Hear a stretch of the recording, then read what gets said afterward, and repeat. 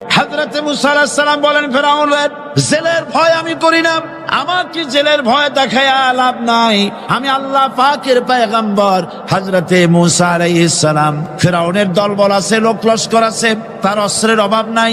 আল্লাহ রাব্বুল আলামিন মুসা আলাইহিস সালামের কাছে একটা অস্ত্র দিছিলেন কিনা আল্লাহ পাক হযরত মুসা কে বলেছেন, ওয়া মা তিলকা বিয়ামিনিকা ইয়া মুসা, মুসা রে তোমার হাতে ওটা কি?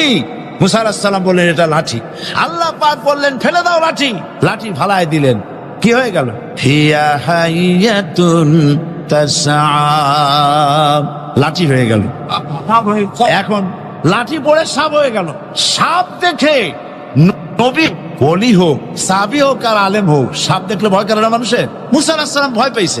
আল্লাহ রাব্বুল আলামিন হযরত মুসাকে শোনায় দিলেন, খুযহা ওয়া লা তাখাফ সানুঈদুহা সিরাতাহাল উলা,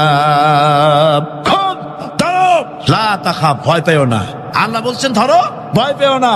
ধরার সঙ্গে সঙ্গে স্বাভাবিক অবস্থায় ফিরে আসবে, আবার লাঠি হয়ে যাবে। এখন আল্লাহ বলছেন ধরো। মুসা আলাইহিস সালাম কি ভয় পাওয়া উচিত হবে? মুসা আলাইহিস সালাম কি ভয় পাইছিলেন? কারণ হচ্ছে এই দুশমনের শক্তিটা খুব বড়ই দেখা যায়, মনে হয় যেন অনেক বড়, কি জানি কি।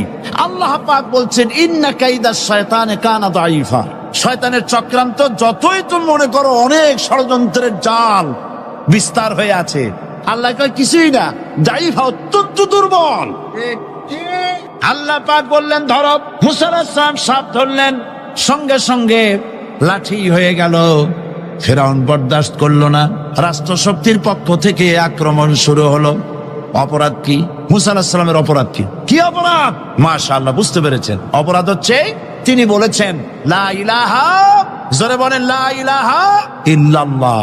তিন বন্ধু সফর করতে করতে অনেক দূর পর্যন্ত পৌঁছে গিয়েছে, গভীর রজনী হয়ে গিয়েছে।